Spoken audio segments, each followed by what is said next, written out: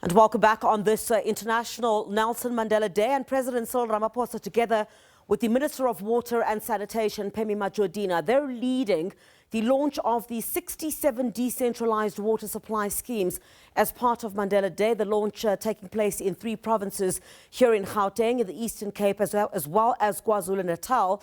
Let's go back to SABC News reporter Ntlantla Kgatlane joining us live from Hammanskraal.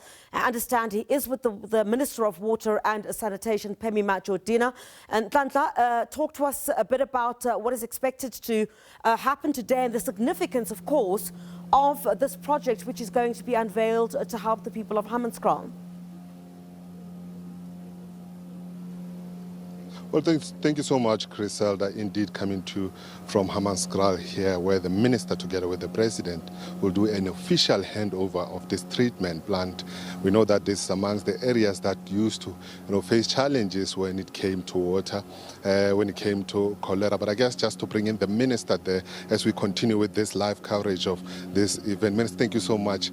You guys are here today. Talk to us about that, the significance. Indeed, thank you very much to you, Ntlantla, and the viewers at home. This is a milestone as we celebrate Nelson Mandela Day, where we are handing over 50 megaliters of water to Tshwane, noting that it was the intervention of the national government that we must augment water to Tshwane.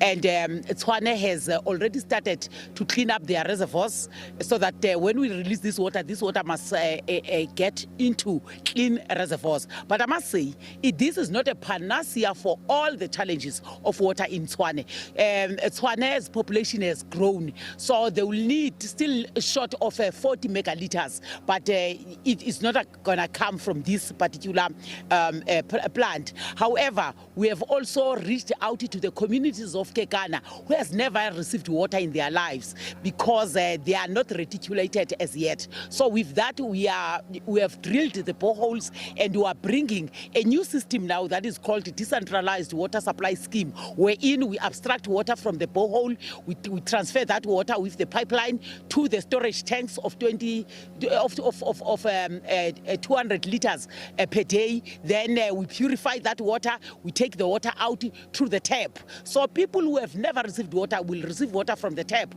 That is a Kekana community. Not only them, throughout the country now, we're rolling out that program to serve the unserved communities, because it has been some time that they've been waiting for water.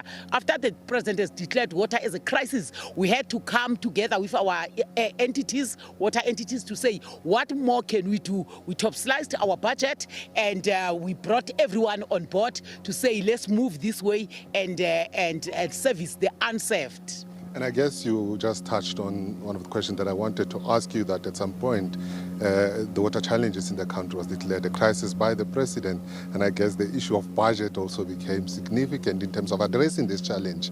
Are you in a safe place? I know you had sleepless nights with regards to handling this issue. I'm not in the safe place when it comes to budget, but we are also building public-private partnership, wherein we are requesting the partners to invest in water and let them invest, operate, then hand over to government. So we are also engaging municipalities who are very cooperating towards that, because government currently, with the backlog of water, does not have enough funds. But we must reach out to the private sector, because they must invest where their mouth is. If there is no water, there is no economy that can grow. The livelihoods get affected. The health of our citizens get affected. So we are working very hard. We are taking every cent that we come across that has not been spent. We put it in water now. Just last one before I let you go. We know that the department is not only here, it's also in KZN and Eastern Cape. Talk to us with regards to that.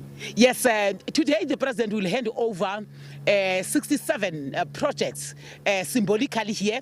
Here in Gauteng alone is 27 projects. Why 27? We are counting the 27 years of Tata Mandela in prison. The 67 years is uninterrupted years of struggle of Mandela. In KZN, KZN and the DP will be there with 27 schemes, handing over the 27 schemes. In Eastern Cape, the minister in the presidency, Minister Ramaphosa, will be handing over 13. So today alone, 67 water schemes will be handed over to our people. We have massive programs. Come April, we'll be handing, August, we'll be handing over 70 in celebrating the Women's March of 1956. So every month we package a certain number to reach out. Well, thank you so much, Minister Griselda. That was Minister of Water and Sanitation, Pemmy Majodina, there, speaking to us with regards to the significance of today, painting a picture saying that it's symbolic, saying that throughout the country, about 67 water schemes will be handed over by the president, even though he's here saying that it's quite an achievement, saying that they are also using each and every little money and strategy they have to ensure that there is clean water in each and every household. Griselda, with that being said, it's back to you in studio. Ntlantla, thank you very much indeed. Welcome news, certainly, for the people of Hammanskraal. Of course, 67 minutes, if we can say, of what, of course, is also being done there.